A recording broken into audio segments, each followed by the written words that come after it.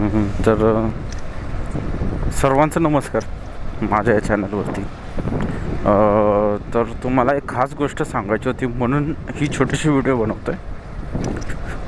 माझे खापर पंजोबा हे सर्वजण म्हणजे माझ्या सगळ्यांची म्हणजे खापर पंजोबांची नावं आहेत. विठ्ठल पांडुरंग शेलार, पांडुरंग विठोबा शेलार अशी म्हणजे आडनावं आहेत त्यांची सगळी नावं अशी विठोबा, पांडुरंग, विठ्ठल ही अशी नावं आहेत.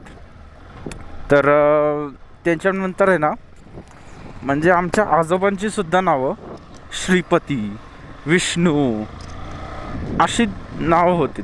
किसन म्हणजे किसना अशी नावं होती. मी अशा गोष्टी खूप आत्तापर्यंत म्हणजे लक्षात नव्हते त्याच्यामुळं, आणि पुढच्या पिढीपर्यंत तो वारसा काय आहे ते कळलं नव्हतं.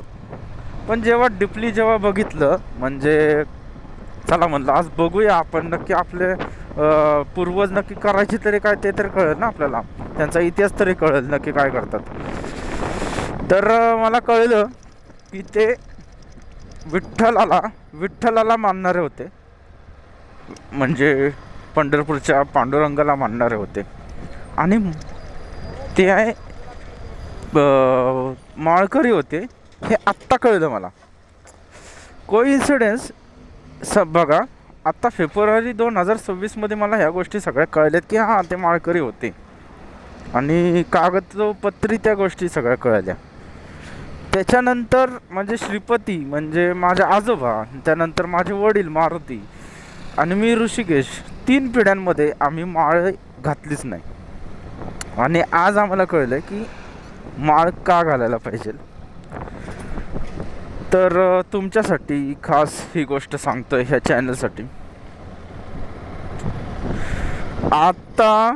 आज आहे 5 मार्च 2026. आज आहे तुकाराम बीज, आणि आजच्या दिवशी मी माझ्या घरातला सर्वात मोठा इतिहास घडवत आहे.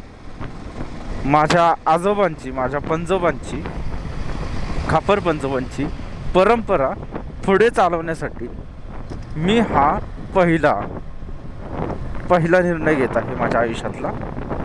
मी आज माळ घालतोय, तुळशी माळ घालतोय. मी माझे सगळे जे काय आत्तापर्यंत वागलो ते सगळं सोडायला तयार होत आहे. लवकरच ह्याच्या अपडेट्स तुम्हाला माझ्या चॅनलवरती बघायला मिळतील.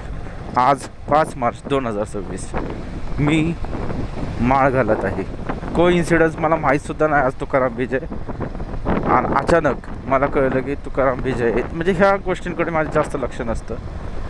आज मी माळ घालतोय ह्याच दिवशी. खूप खूप धन्यवाद. जय श्री कृष्ण, रामकृष्ण हरी.